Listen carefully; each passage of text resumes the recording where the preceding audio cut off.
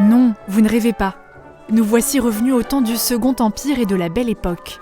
Pour preuve, cette musique très caractéristique du début du 19e, mais aussi ces magnifiques tenues qu'arborent fièrement les danseurs de la troupe Quadrille Grand Est.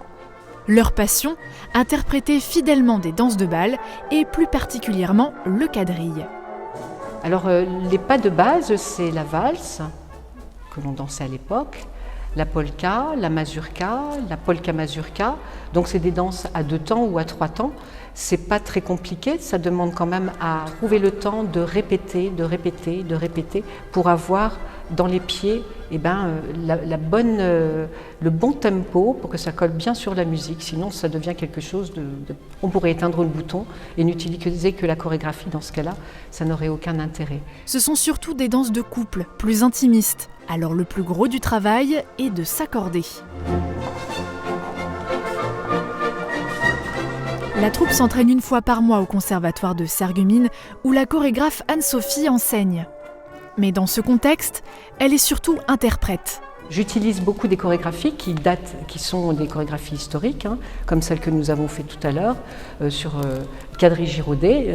C'est pas quelque chose que j'ai inventé, ça existe. Mais on essaye de faire des choses qui ont été créées à l'époque par des chorégraphes de cette époque-là.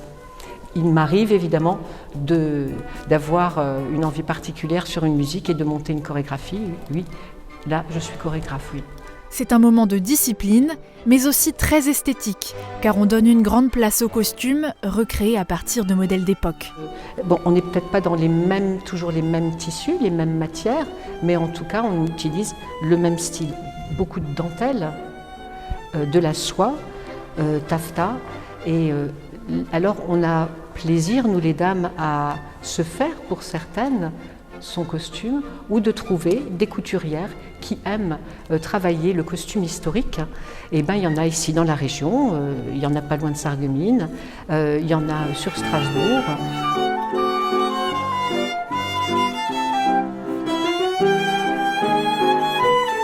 L'harmonie réside aussi dans le choix du lieu pour danser. Le jardin d'hiver du musée de la faïence de Sarreguemines est par exemple idéal pour une représentation face au public. C'est un bonheur, la musique, le lieu, les costumes, oui c'est féerique, oui. On n'a pas du tout la même manière de danser ici, là, maintenant, que si nous étions en train de faire une prestation en extérieur.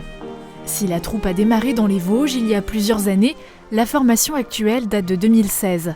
Au total, une quinzaine de passionnés se retrouvent régulièrement. Ils viennent du département, mais aussi de Belgique, d'Allemagne ou encore de Suisse. Avis aux amateurs, venez toquer à ma porte, avec grand plaisir je vous accueillerai. Si vous désirez danser du 19e, du Belle Époque, bien entendu.